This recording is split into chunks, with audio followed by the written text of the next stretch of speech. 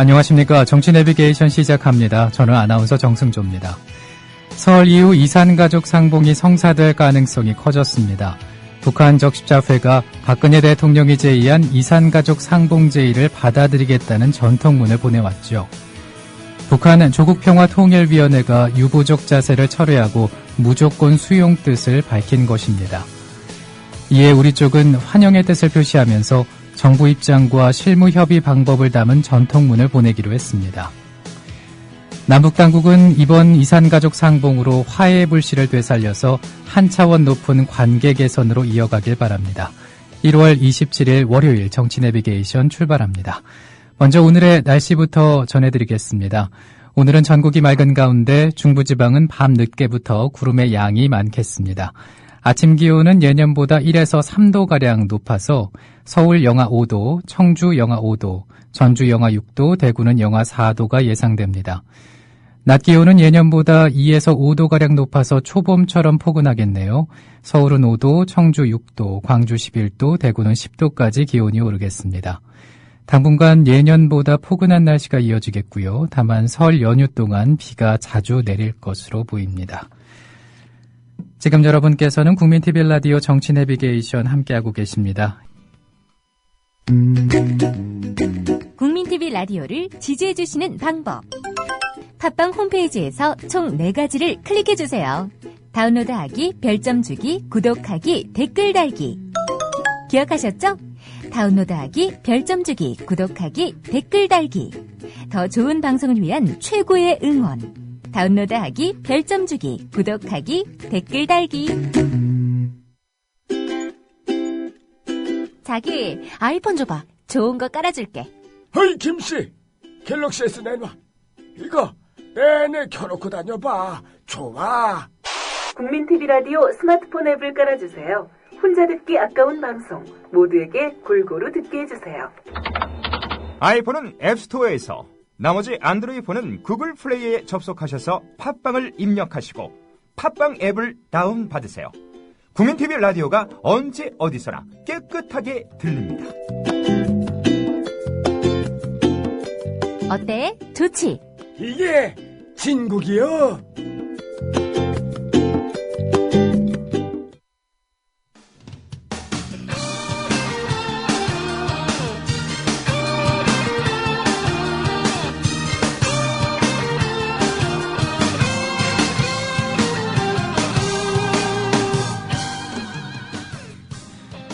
네, 국민TV 라디오 정치 내비게이션을 듣고 계신 현재 시각이 7시 8분 56초를 막 지났습니다. 이어서 국회 기자회견장의 말말말을 전해드리는 기자회견장에서 순서입니다.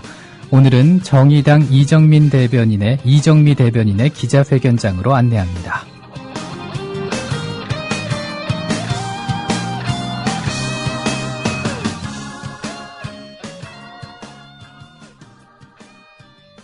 정의당 대변인 이정미입니다. 고용노동부가 지난해 대법원 전원 합의체 판결에 따른 통상임금 노사지도 지침을 발표했습니다.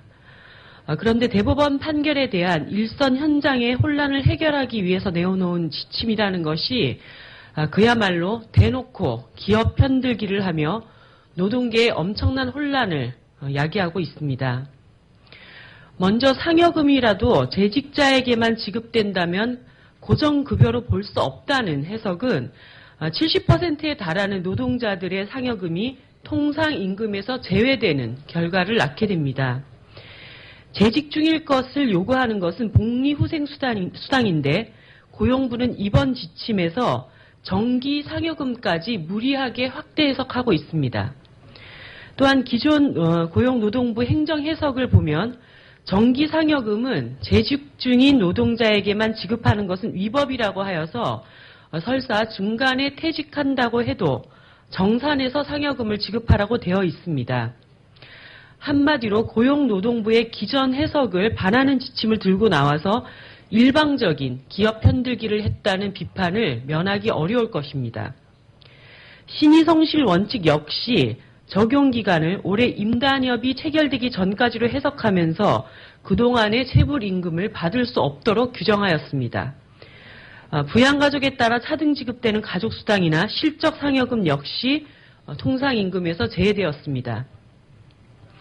고용노동부가 노동자의 권리 보호는 뒷전이고 철저히 기업 편들기에 팔을 걷어붙이고 나섰습니다. 상식적인 수준에서 해석될 수 있는 통상임금 범위를 나서서 축소하고 기존 해석까지 뒤집었습니다. 노동계의 입장은 눈꼽만큼도 고려하지 않고 있으니 고용노동부가 아니라 기업의 전략기획본부라 불러야 할 판국입니다.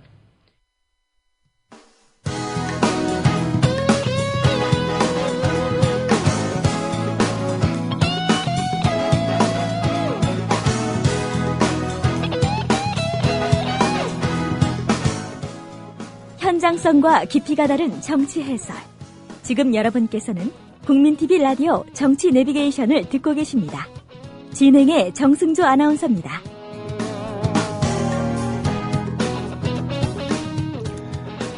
네, 이어서 정가레이더 시간입니다. 오늘은 한국정치아카데미 김만흠 원장 전화 연결되어 있습니다. 주말 잘 보내셨습니까, 김 원장님? 네, 잘 보내셨어요. 네. 자, 새누리당이 사실상 기초공천을 폐지하지 않기로 했습니다. 이 정개특위를 넘긴 가운데 내일이죠. 정개특위를 종료하고 대신 공천비자 영구 퇴출시키는 개혁안을 제시했는데 민주당은 이에 대해서 하나마나 쇼하지 말라고 이렇게 얘기를 했습니다. 어떻게 보십니까? 개혁안이 될 수가 있을까요? 얘기가 안 되죠. 네. 기초공천 폐지를 새누리당이 사실상 그 당의 의총을 통해서 결정하기로 했다가 의총에서 이런저런 얘기 나오니까 결론 내리지 않았죠.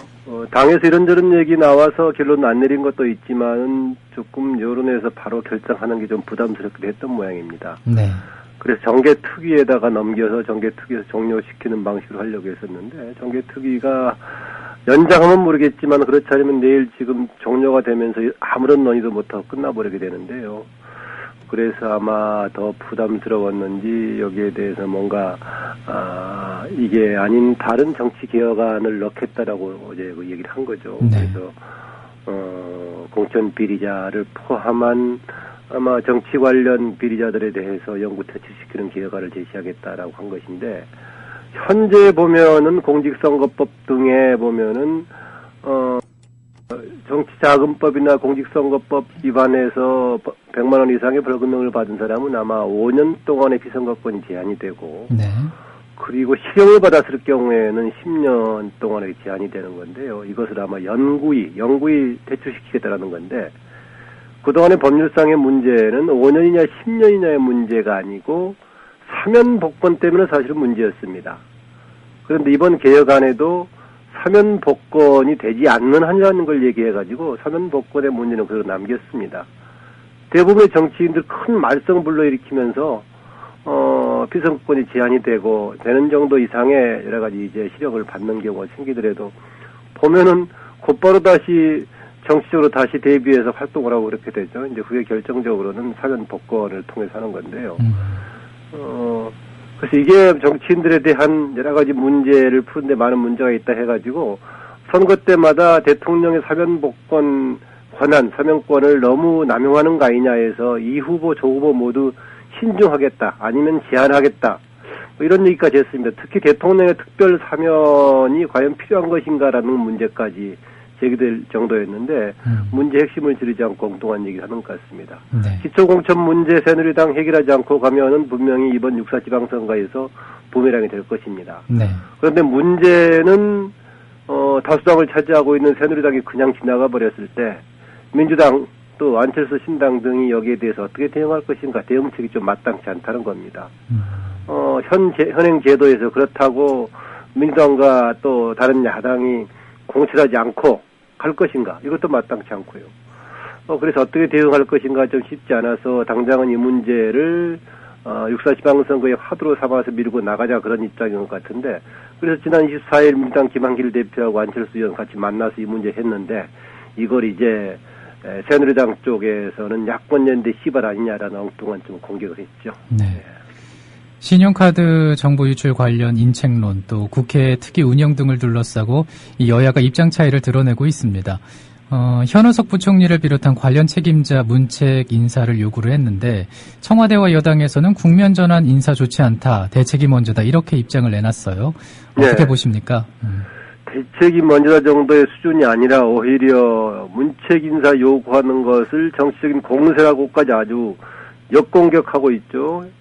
윤상현 수석 어제 일요일 날 기자간담회 해가지고 경질보다 문제 해결이 먼저다까지는 주장할 수 있는데 오히려 이 정치 공세하지 말라는 공격까지 하고 있습니다. 그러면서 경제 일기팀이라는 용어를 써가지고 경제 일기팀인데 쓴소리로 달게 받아야 된다. 달리 얘기하면은 박근혜 대통령이 임명한 현 경제팀 감히 내리라고 하기서는 안 된다.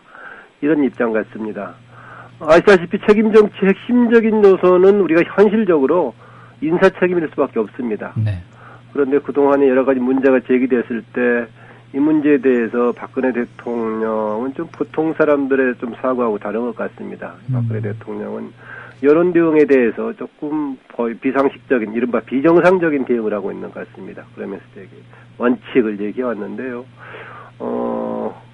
아마 오히려 여당의 입장에서 경질하는 게 좋을 겁니다. 네. 이게 만약에 이번에 인사책임 문제를 묻지 않고 지나간다면은 박근혜 대통령 2년차부터 여러 가지 문제를 제기하는 출발점이 될 수 있는데요. 어쨌든 박근혜 대통령 그동안에 보면은 일반인들의 좀 인식하고 박근혜 대통령의 상황의 인식 대처가 달랐었는데 굉장히 조금 중요한 문제 같습니다. 이와 관련해서 국회 대응을 한번 살펴보면은 야당은 특위를 구성해서 국정조사하자 하고 있고 여당은 시간이 지체되고 실제 효율이 없기 때문에 정무위에서 청문회 등을 통해서 문제를 규정하고 대응책 마련하자 이렇게 얘기를 하고 있습니다. 어떻게 생각하시나요? 예, 저는 이 문제의 경우는 야당에서 특위 또 국정조사, 특위를 통한 국정조사를 주장할 수 있다고 봅니다. 그런데 또 여당에서 정무위 통한 그 청문회를 중심으로 해서 여러 가지 조사하자라는 것인데 저는 이것도 조금 한번 수용해 볼 수도 있다라고 봅니다. 여당이 초반에는 오히려 특위를 구성하자는 것이 현 상황에 대한 강한 문제의식의 표현이라고 볼 수 있는데 여당에서 얘기하는 실제 가동하기에는 지금 정무위 현재 있는 국회 상임위를 통해서 운영하자 라는 것도 있기 때문에 경우에 따라서는 이것도 너무 가감하게 수용하는 게 필요하지 않는가라고 봅니다. 청문회 과정 속에서 추가적인 문제가 국회에서 해결할 수 있는 과제가 등장하면은 또 추가를 할 수 있기 때문에요. 네. 일단 이 부분은 과감하게 여당이 이야기하는 정무위 통해서 문제를 규명하고 해결하자라는 것에 대해서 야당도 굳이 이건 안 된다라고 할 필요는 없지 않나 그런 생각입니다. 네. 지난해도 보면은 새누리당의 몇몇 인사들이 하루 걸러서 종북론 또 민주당 배후론을 펼치면서 정쟁을 확산시키는데 앞장서 왔다고 비판을 받기도 했는데 그런 인사들이 있었죠. 당장 조금 전에 제가 예로 들었습니다만은 윤상현 원내 수석 주로 그 역할이었죠. 김진태 의원, 통문정 또 사무총장이 그런 역할이었습니다. 주로 보면은 당에서 심지어는 원내대표까지 포함해서 여당의 지도부들은 야당하고 협상하는 협상 중심이어야 되는데 오히려 야당에 대한 공세와 또 과장된 공세와 정쟁을 확산시키는 그런 역할을 했었죠. 그런 분들이 몇몇 있었는데 다시 새해에도 계속되는 것 같습니다. 네. 그런데 또 그중에 한 사람인 홍문종 사무총장이 지난 대선에 졌으면 나라가 망할 뻔했다라고 얘기를 했습니다. 이 얘기를 들은 야당은 반발을 했고요. 이번 지방선거에도 그래서 얘기한다는 거였죠. 저는 한두 번 그런 말 해왔던 것이 아니기 때문에 당연히 그러려니라고 생각 들긴 합니다. 해왔던 사람들. 그 얘기를 들으면서 동시에 뭐가 떠올랐냐면은 윤창중 전 대변인 있죠. 윤창중 대변인 임명했을 때 임명되기 전에 방송에서 그렇게 막말했던 사람을 어떻게 대변인에 임명하느냐, 더구나 국민 대통합을 내걸었던 대통령의 박근혜 대통령 1호 인사 그런 사람 어떻게 임명하느냐라는 비판들이 있었습니다. 그럼에도 불구하고 임명했는데 당시 했던 말이 뭐냐면은 대선에서 문재인 후보 찍은 사람들 국가 전복 세력이었다. 문재인 후보가 반 대한민국 세력이었다.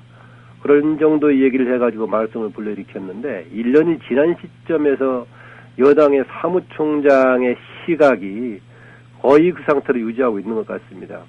아무리 여야가 공존하는 정치, 함께 가는 정치, 통합을 얘기하고 있는데 상대 쪽이 집권을 했으면은 나라가 망할 뻔했고 그래서 어느 선거에서도 지면 안 된다 이런 의식을 가지고 과연 여야 동반하는 통합의 정치를 운영할 수 있을까라는 생각이 들고요. 과연 이럴 때 여당의 역할이라는 것이 뭔가라고 보자면은 여당에서 대통령의 그런 입장, 대통령의 입장 중에서 강한 극단적인 입장만 여당에 대변한다고 했을 때 네. 과연 국회가 대통령 또 행정부를 견제하는 제 역할을 수행할 수 있는 것인가 참 한심합니다. 지난해는 정말 여당의 역할이라는 것이 없었는데 제가 새해 들어서 우리의 정치가 제대로 되기 위해서는 여당의 존재감이 있어야 된다는 것인데 이 시기라면 좀 어렵죠. 그 점에서는 지금 우리나라 정당 정치가 아니면 또 국회 역할이 제대로 돌아가기 위해서는 지난번에 나왔던 방금 몇 사람 예를 들었던 국회 역할을 잃어버린 강경 여당의 지도부들이 좀 교체가 되는 게 필요하지 않나 그런 생각입니다. 네. 그런데 야당인 민주당에서는 당 내부를 향해서 총질을 하는 강경 발언 논란이 또 있었네요. 정청래 의원이 김한길 대표의 발언에 연거푸 맞대응을 했죠. 예, 그렇습니다. 그래서 여당에서는 당 지도부 일부에서 야당을 향해서 강경 발언을 하고 있는데 여당 내부에서는 이런 내부 총질 논란이 있는 것인데 바람직하지 않다고 봐집니다. 내용을 떠나서 김한길 대표 처제가 지금 새롭게 바로 시작하면서 뭔가 해보겠다라고 하고 있는데 네. 이런 발언이 나오고 있어서요. 과거 같으면은 당에서 한두 사람 발언을 했을 경우에요. 이게 큰 논란을 불러일으키지 않고 뭐 신문에 가십 정도로 나왔었는데 지금은 언론 환경이 달라져서 이렇게 파장이 큰 것 같습니다. 어느 한 사람이 특정한 이야기를 해도 인터넷 등을 통해서 확산이 되기 쉽기 때문에 당에서 딱 현명하게 행동하는 게 필요하다라는 것인데요.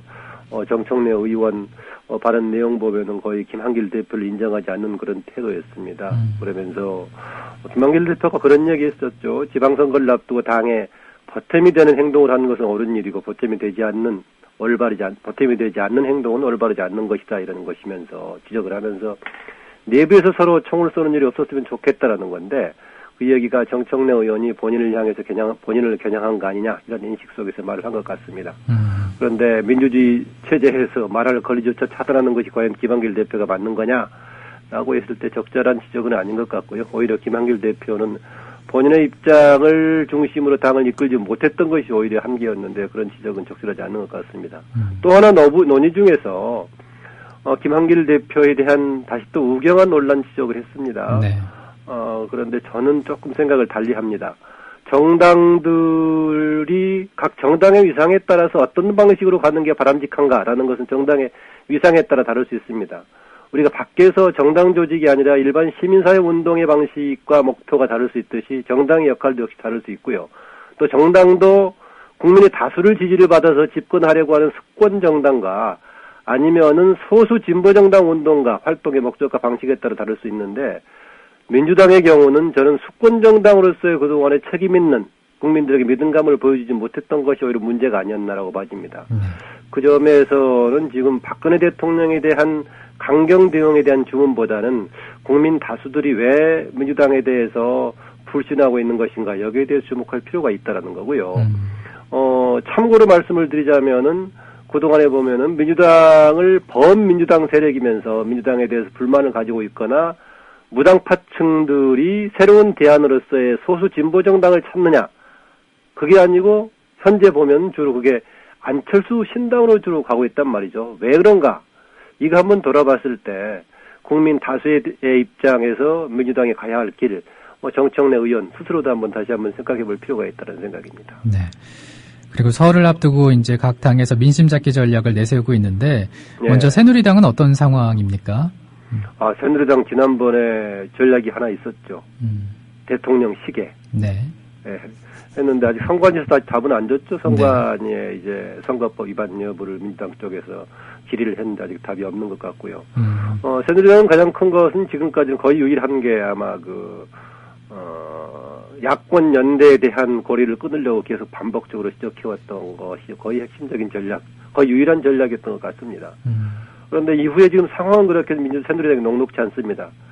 제가 그런 말씀을 드렸는데요. 향후 지방선거 전략에서 가장 큰 변수는 박근혜 대통령에 대한 국민 여론이 지난해하고 똑같이 일정한 수준을 유지할 수 있을까? 아니면은 그 피로감과 뭔가 국민들이 이제 구체적으로 성과물이 없기 때문에 지지율이 떨어질까 추락할까 이런 거였었는데 최근 상황은 아주 좋지 않지 않습니까?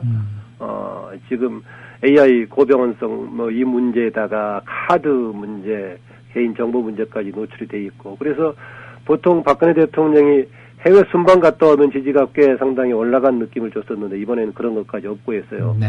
새누리당이 굉장히 녹록지 않다.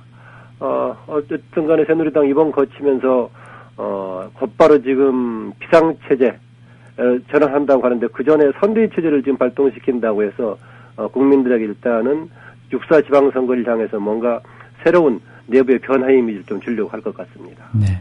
시간이 한 1분 정도 남았는데요. 예. 네, 민주당은 어떻습니까? 민심 잡기 전략에 대해서 말씀해 주시죠. 민주당 일단은 현실적으로는 집권 여당에 대한 공세 계속할 것 같습니다. 더불어서 또 하나 지금 안철수 신당과의 경쟁도 만만치 않은 문제여서요.